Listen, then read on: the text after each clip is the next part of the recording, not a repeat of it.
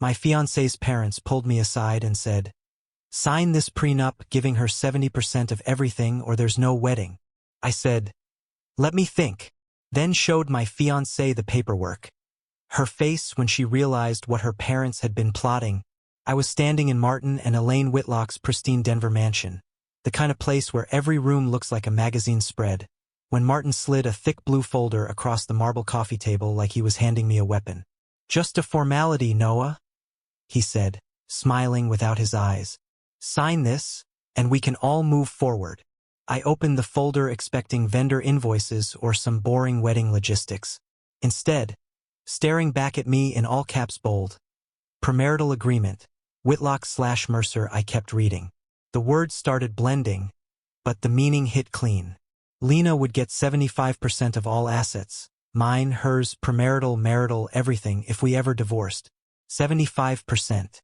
My condo in Boulder I bought at 27. My retirement accounts. My freelance tech business. Hell, my dog, technically, if you followed the phrasing. Elaine folded her hands in that sweet, poisonous way she does. "It's protection, dear. Our daughter is giving up so much for this marriage. Her earning potential, children, her lifestyle. It's only fair." "Lena isn't quitting her job," I said. Elaine's smile twitched. "You never know how motherhood changes a woman." My stomach twisted. They had drafted this without telling her. They had cornered me while she was at her sister's bachelorette brunch. Martin leaned forward. "We need your signature by Sunday. Otherwise, we pull the wedding funding and reconsider whether moving forward makes sense." The threat, wrapped in etiquette. I swallowed hard. "I'm not signing this." Martin's jaw tightened. "Then we have a problem." I took the folder home. Lena came back around 7:30 p.m., still glowing from brunch. I handed her the folder. Watched her smile die. No, they didn't," she whispered, flipping pages. "This gives me 75% of your premarital assets. They did this behind my back." "Yeah."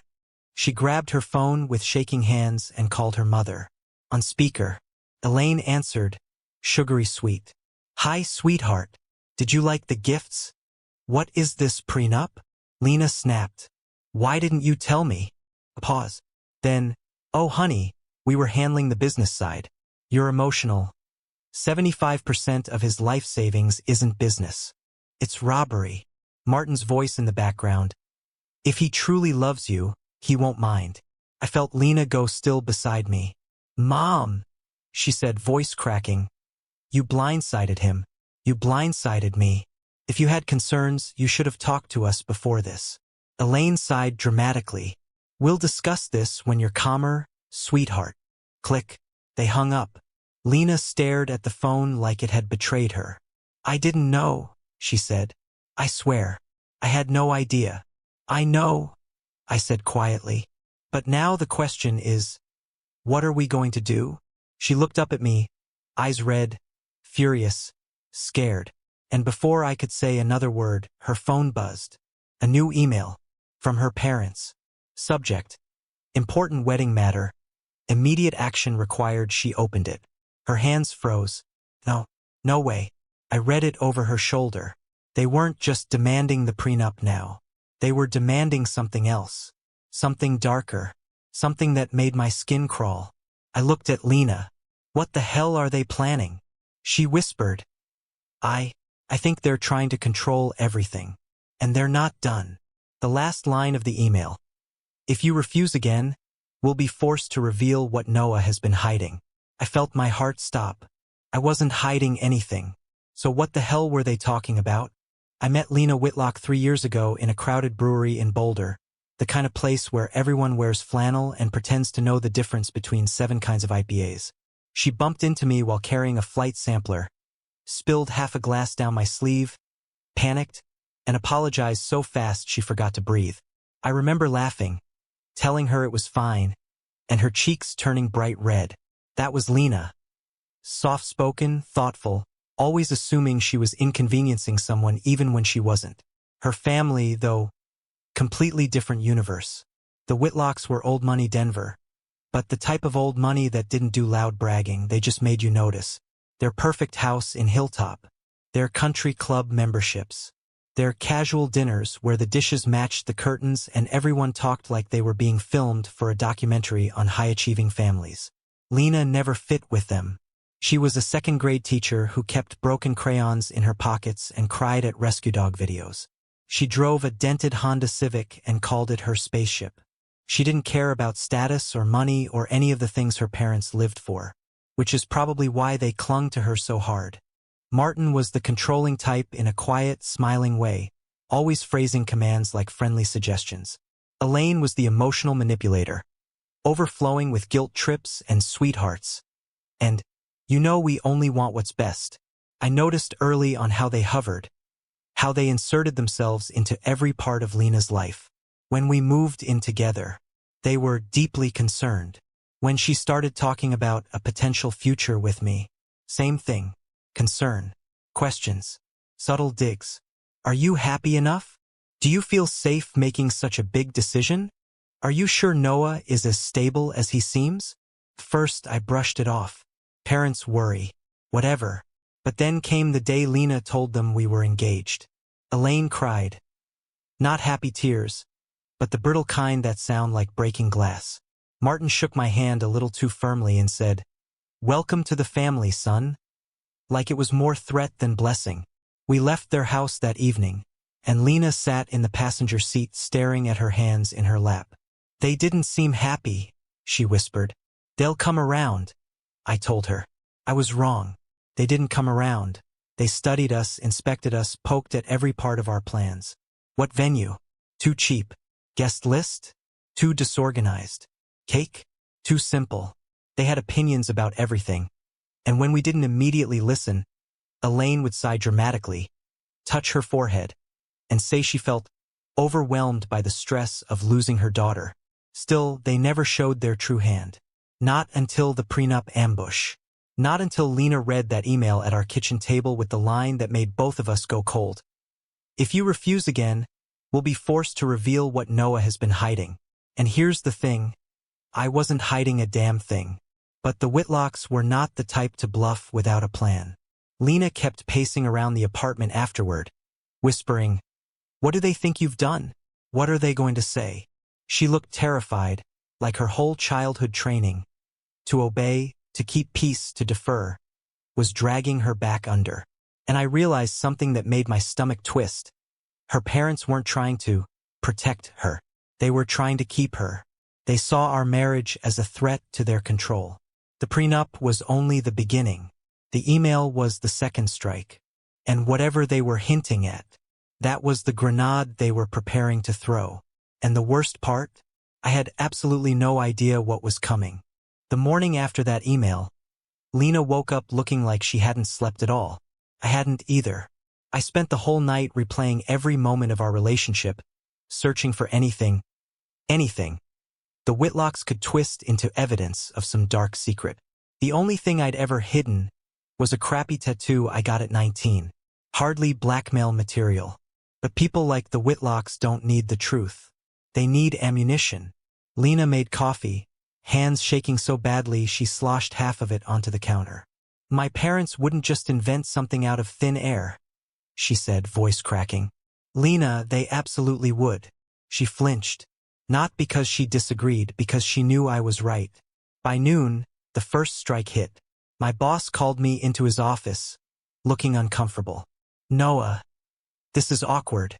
A woman named Elaine Whitlock showed up at reception asking to speak with me about your behavioral issues. I felt like I'd been slapped. "She said she was worried you were unstable," he continued, "that you were making impulsive decisions about marriage.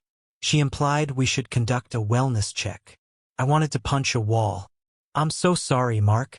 There's family drama happening and—" He lifted a hand. "I already told her it was inappropriate. But if she contacts this office again, HR will issue a formal notice." I walked out shaking. That was the moment I understood something terrifying. They weren't just trying to stop the wedding. They were trying to ruin me. When I told Lena, she burst into tears. The ugly kind she tries to hide. "They went to your job? Why would they do that? Why would they go that far?" Because control wasn't enough anymore. They wanted leverage. 2 days later, the venue coordinator called us. "Hi, Noah. We received a request from a Martin Whitlock to cancel your reservation due to financial mismanagement." He said he was the one funding the event. I felt nausea rise like a wave. "He isn't. We are." "Exactly. We refused without your authorization." "But is everything okay?" "No, everything was not okay. They were attacking every single pillar of our lives. Jobs, wedding, reputations. But they weren't done. It started with a group text from her older brother, Chase. 'What are you two hiding that has Mom this upset?' She said she's ready to tell everyone the truth about Noah." The truth. There it was again. Lena called him furious. "What truth, Chase? What did she say?" "Oh, just that Noah hasn't been honest about who he really is." "Like what?" Lena snapped. A pause. Chase hesitated. "She said it's not her place to reveal it, but she's prepared to if this wedding keeps moving forward." My skin went cold. Chase added, "Honestly, just sign the prenup, Lena. Make this easier." She hung up without another word. She looked at me afterward, face pale. "They're creating a narrative. They're prepping everyone for something." And she was right. The Whitlocks weren't arguing anymore. They were building a case against me. A fake one, but a loud one. That night, Lena's principal emailed her requesting a meeting. Her mother had dropped by her school during recess, concerned for her daughter's mental state. She'd cried in the front office, claiming Lena was being manipulated and was no longer safe making life decisions. Lena came home shaking so hard she couldn't unlock the door. "They're not stopping. They're not even slowing down." I wrapped my arms around her. "We'll handle it." But the truth was, I had no idea how. Because the Whitlocks weren't acting like parents anymore. They were acting like people who believed they were losing possession of something they owned. And the more desperate they became, the more vicious they got. And somewhere in the middle of all this chaos, one sickening question kept repeating in my mind. What fake secret are they about to drop on us? What lie are they preparing to unleash? Because whatever it was, I could feel it coming, and it was going to hit hard. The blow finally landed on a Thursday afternoon. I was working from home when my phone buzzed. A number I didn't recognize. I let it go to voicemail. A minute later, Lena came rushing out of the bedroom, pale, holding her phone like it was radioactive. "Noah, did you see this?" "See what?" "My cousin texted. My mom started sending people a document." My stomach dropped. "What kind of document?" She didn't answer. She just handed me her phone. It was a PDF. A clean, lawyer-styled letter with my full name printed across the top. Subject: Record of concern regarding Noah Mercer. It looked official. Too official. The kind of formatting that makes your brain go quiet. I opened it. The first paragraph hit like a brick to the chest. "This letter exists to inform close family that Noah Mercer has a documented history of financial instability, credit issues, and previously defaulted debts totaling over $42,000. I blinked. Read it again. I have never defaulted on anything in my life. My credit score is 790. What the hell? I choked. Keep reading, Lena whispered, hugging her arms around herself. The next paragraph made my vision blur at the edges. We also have concerns regarding Noah's past romantic behavior. We have obtained communication records suggesting patterns consistent with emotional manipulation and potential infidelity in prior relationships. I stared at the screen. What records? I said, voice sharp. What relationships? I dated like 3 people before you, and none of them ended badly. Lena swallowed hard. Noah. They made this look real. They put letterhead on it. They referenced attached documentation. My mom just sent this to my aunts, my cousins, people I haven't spoken to in months. I scrolled again. The third paragraph was the kill shot. Until we can ensure that Lena's emotional and financial safety is not at risk, we strongly recommend postponing the wedding. We urge all family members to encourage caution. Every sentence was a strategic grenade, vague enough to plant doubt, specific enough to terrify. I felt heat shoot up my neck. They fabricated an entire report. They're trying to destroy my reputation so they can justify their prenup. That's not all, Lena whispered.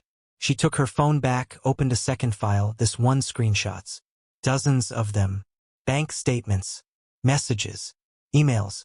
Except they weren't mine. The bank statements were from First Rocky Credit Union. I'd never even heard of that bank. The text messages were between a Noah M. and some woman named Tara. None of it was real. They built a digital dossier on you, Lena said, voice shaking. Fake accounts, fake messages, fake statements. My mom sent these screenshots to my brothers and said, "This is what Noah has been hiding." My hands curled into fists. This is defamation. Insane. Illegal. Then Lena said something that knocked the air out of me. Noah. My dad told Chase that he hired a private investigator. I froze. A pie. She nodded. But I don't think it's real. I think they're pretending it is to make the lies sound credible. I sat down on the edge of the couch because suddenly I couldn't trust my legs. This was the first real twist. They weren't hinting at some secret about my past. They were creating one. A fully fabricated version of me. And the worst part? Some people were already believing it. Lena's phone buzzed again, her godmother.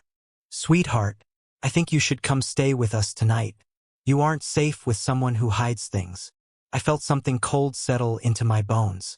This wasn't protective parenting. This wasn't overbearing concern. This was character assassination. Coordinated smear campaign.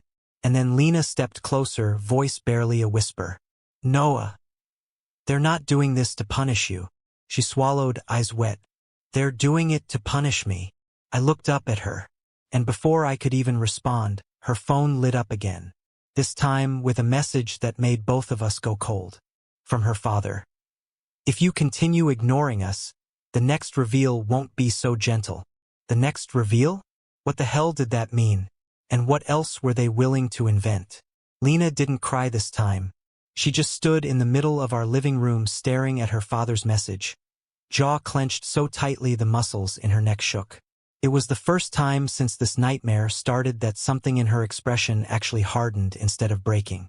They think they can scare me into obeying, she whispered. They think I'll fold if they threaten you. I stepped closer. Lena, your parents are escalating. This is dangerous behavior. She finally looked at me. I know. And I'm done letting them drive the narrative. It was the hardest I'd ever seen her. And the scariest. We sat on the floor with our laptops, phone chargers, and a growing digital pile of every email, voicemail, fake screenshot, and malicious document they'd manufactured. I opened folders. We need a timeline. Dates, times, messages, everything. Lena nodded. If they escalate again, we'll need to show someone everything at once. Not just bits and pieces. We spent hours sorting it. The harassment, the workplace interference, the fabricated reports, the emails to relatives, the threats. At one point, Lena stopped mid-scroll and pressed her hands over her face. My mother made a fake text thread of you telling some woman you felt trapped. She even mimicked your writing style. That's sick, I muttered. And honestly, impressive. In a psychopath way. She let out a humorless breath. Yeah. She used to forge my dad's signature on field trip forms when I was in high school. Practice, I guess. We blocked her parents on everything except email. Not because we wanted to see their messages, but because if things escalated into restraining order territory, documented written communication could help. Lena hesitated before the final block. Once I pressed this, there's no going back. There was no going back the second they tried to destroy my career, I said softly. She hit the button. We contacted an attorney I'd spoken to once before. When she saw the new evidence, she didn't even try hiding her disgust. This is beyond controlling, she said. This is coercive intimidation, defamation, and targeted harassment. Lena twisted her ring nervously. What do we do? Right now? Document everything. And don't respond to a single harassing message. If this continues, you can file for a restraining order. Against both of them. Lena's face went white. A restraining order. Against my own parents. It wouldn't be your fault, I said. You don't know them, she whispered. They'll take it as an act of war. You're already at war, the lawyer said flatly. You're just not fighting back yet. We decided to do something the Whitlocks weren't expecting. Nothing. No replies. No emotional outbursts. No panicked phone calls. If they wanted to create chaos, we'd give them silence. But the silence made them worse. We notified. My employer, her principal, the wedding venue, every single vendor, 2 close friends. 1 trusted relative on her side. We sent the same message each time. Lena's parents are acting without our permission. Do not believe or act on any request they make. Everyone responded with some version of, holy crap. Okay. Because we knew one was coming. People like the Whitlocks don't stop after one failed smear campaign. They regroup. They escalate. They find a new angle. Lena stared at our wall calendar that night. Our wedding date circled in gold. Then slid down against the counter, burying her face in her hands. They want to break us, Noah. Not the wedding. Us. They won't. I told her. You're stronger than them. She looked up, tears drying into something steadier. Then we plan like they're an enemy. Not my family. So we did. We brainstormed possible attacks. Wedding sabotage. Workplace calls. False welfare checks. Social media smear posts. Legal threats. Showing up at our apartment. We planned responses for each one. We rehearsed them. It felt insane. Strategizing against your future in-laws like they were an organized crime ring. But that's what it had become. And then, just when we thought we could predict their next move, they surprised us. Not with something loud. Not with another fake report. Something worse. Something subtle. Something we almost didn't catch. And it nearly changed everything. It started with something so small I almost ignored it. A single missed call from an unknown Denver number. No voicemail. Then another. Then another, same number, different day. First, I brushed it off as spam. Then on a Tuesday night around 9 p.m., Lena's phone lit up with the same number. She declined it. 30 seconds later, the same caller tried mine. This time, they left a voicemail. The second it began playing, my stomach nodded. Hello, this is Detective Hollis with the Denver PD. We're hoping to speak with either Noah Mercer or Lena Whitlock regarding a matter brought to our attention. Please return our call. Lena looked at me, frozen. A detective? I replayed the message. Sounded legit. Too legit. They wouldn't, I whispered. They couldn't have. Lena grabbed my hands. Noah, what did they tell the police? What did they report? We called back immediately. The line rang forever before someone picked up. This is Detective Hollis. Lena jumped in. Hi. This is Lena Whitlock? You called about something? He cleared his throat. Yes. We received a concern regarding possible domestic issues at your residence. I swear the room tilted. Domestic what? I managed. We've received an anonymous report claiming your partner may be exhibiting controlling or isolating behavior. Standard protocol requires us to check on the alleged victim's welfare. Lena sucked in a sharp breath. Are you kidding me? Anonymous? It was my mother. I stepped forward, anger shaking my voice. Detective, this is retaliation. Her parents have been harassing us. They're trying to stop our wedding. They fabricated documents. They showed up at our workplaces. He interrupted calmly. Sir, I'm not accusing anyone. We're just verifying safety. Lena practically spit the words out. I'm safe. I'm fine. I'm tired. I'm stressed. I'm not being controlled. Except by my parents. There was a pause long enough to make my skin crawl. Then, Ms. Whitlock, can I speak to you privately for a moment? I stepped back. She walked down the hall. I could hear her voice, tight and emotional, but I couldn't hear his questions. When she returned, her whole body was trembling. What did he ask you? I whispered. She avoided my eyes. If you've ever yelled at me, if I'm afraid of you, if I feel pressured to get married. I blinked. What did you tell him? The truth. I told him the only people I'm afraid of right now are my parents. She collapsed into my arms as the detective wrapped up the call, offering a number for future concerns and thanking us for our cooperation. When the call ended, Lena exhaled like she'd been underwater. "They're trying to get the police involved," she whispered. "They're escalating in a direction we can't control." But that wasn't even the twist. The twist came 2 days later. We got a letter in our mailbox. Handwritten, shaky cursive. No return address. Inside was a single sheet of paper. A printout of a calendar. Our wedding date circled in red.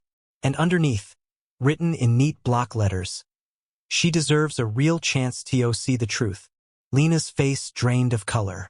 "This isn't my parents' handwriting," she whispered. "It's not my brother's either.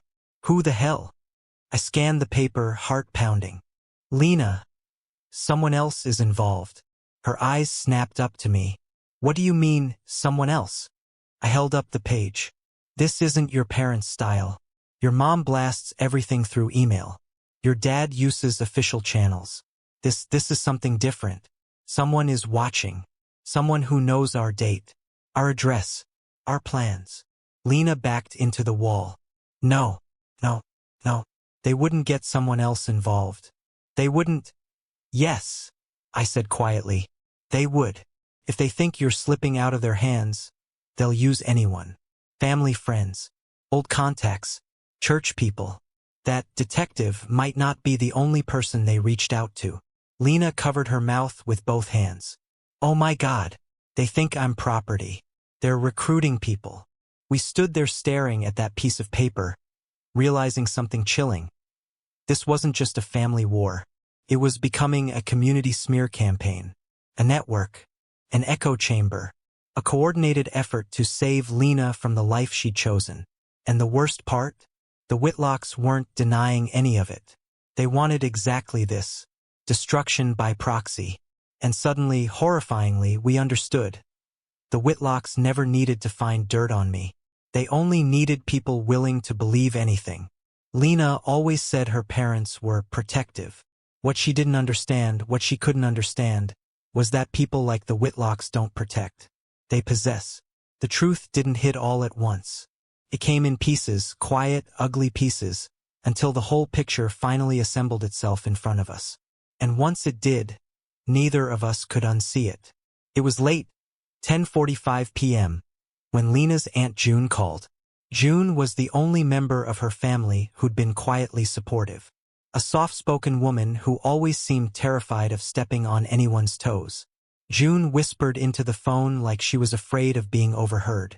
"Honey, I shouldn't be saying this, but your parents, they don't see you the way you think they do." Lena frowned. "What does that mean?" There was a long pause, then a shaky breath. "Your father doesn't believe his children can survive without him. Not emotionally, not financially, not in any way. And your mother, she depends on that belief. It gives her purpose." Lena's hand tightened around the phone. "That's not an excuse for everything they're doing." "No," June agreed softly. "It's not. But Noah, they never intended for you to be their daughter's partner. You were supposed to be her lifelong anchor. Someone they could manage." My stomach twisted. "They said," June continued, voice trembling, "that they needed to make sure you were pliable. Martin even said the quiet part out loud once. Lena doesn't get to leave us. Not emotionally and not financially." Lena gasped, her other hand flying to her mouth. June lowered her voice even further. "And when you moved in with Noah, they panicked. Martin said they needed to create contingencies, safety nets, pressure points." "Pressure points?" I asked. "To ensure they didn't lose her. To ensure she still needed them." Felt like the air left the room.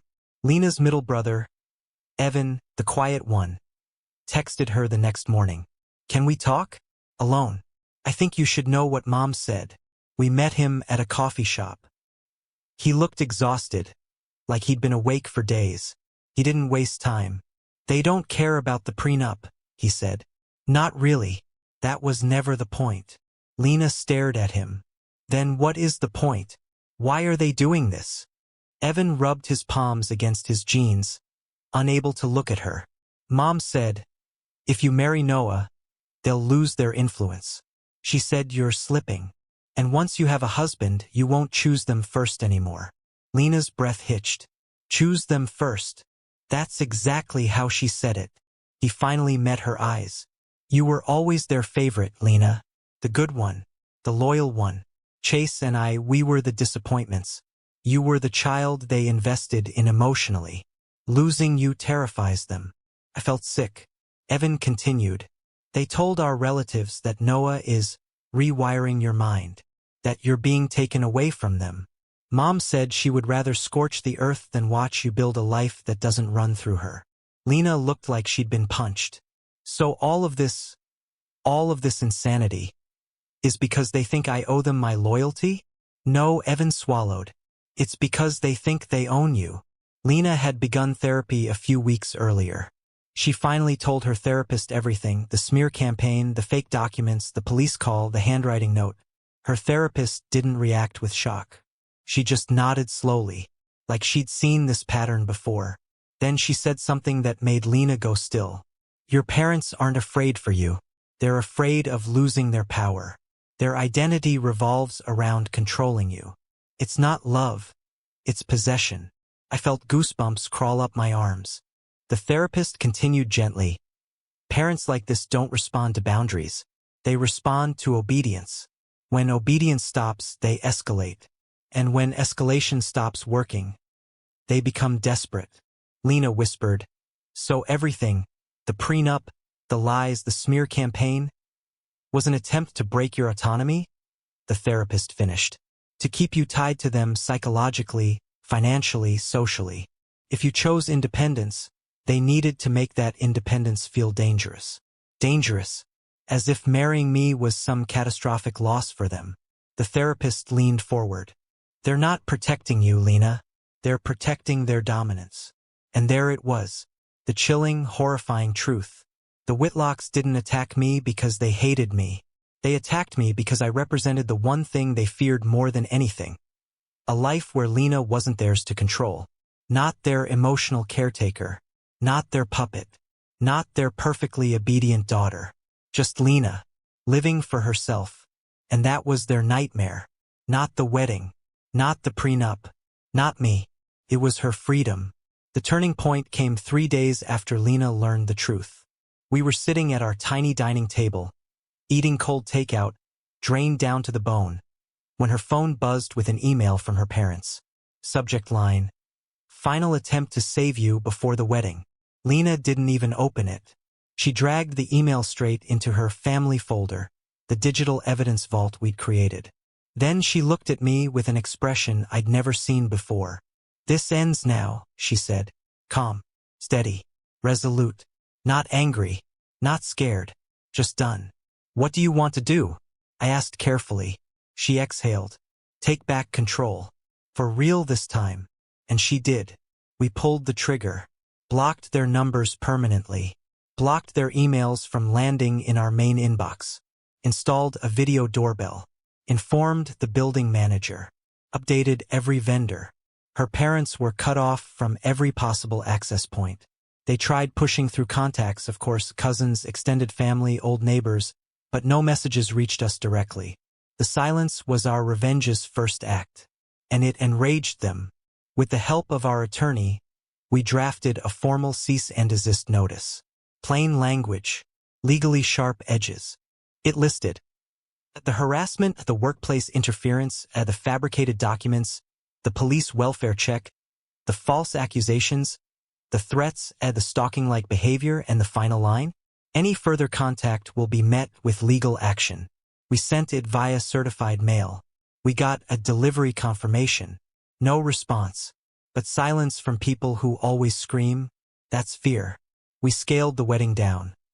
Moved it to my aunt's backyard, strung up cheap lights, ordered food trucks, and invited only the people who loved us without conditions. 40 guests. Honest faces. Warm air. A sunset that looked painted. When Lena walked down the aisle on her own, without her father, without anyone claiming ownership, it was the first time I'd ever seen her look truly free. Not brave. Not defiant. Just finally herself. We danced barefoot on the grass. We toasted with $9 champagne. We laughed until our ribs hurt. And not once did we think about the empty seats. 2 days later, her parents sent out another mass email to the entire extended family, spinning a story about being excluded, manipulated, victimized. But this time, Lena replied with a single message sent to the same massive distribution list. A precise, factual recount of everything her parents had done. Dates, actions, screenshots, no emotion, no insults, no theatrics, just truth. It hit harder than any rant ever could. Relatives who had doubted us before finally responded with horror, sympathy, and disbelief. Not toward us, but toward the Whitlocks. And when they tried defending themselves, nobody believed them. Their own narrative collapsed under the weight of Lena's clarity. We moved on. Actually moved on. Not out of spite, out of peace. A month after the wedding, we sat in our small living room, legs tangled, laptops open, wedding photos on one screen, our new joint savings spreadsheet on another. Lena leaned her head against my shoulder. Do you think they'll ever apologize? No, I said. But that doesn't matter. She nodded. It doesn't. Because here was the truth neither of us needed to say aloud. The revenge wasn't destroying them. The revenge was living a life they can't control, can't access, and can't rewrite. They lost their grip. They lost their power. They lost the daughter they tried to own. We built a home without them. We built a marriage without their conditions. We built a future they no longer have keys to. The Whitlocks are stuck in a house full of silence, licking their wounds, convinced they were right. We're here, laughing, learning, rebuilding, and most importantly, free. The final kicker? Lena said it best one evening as she curled against me on the couch. They wanted to protect their investment, but I was never their property. And now they get to live with that.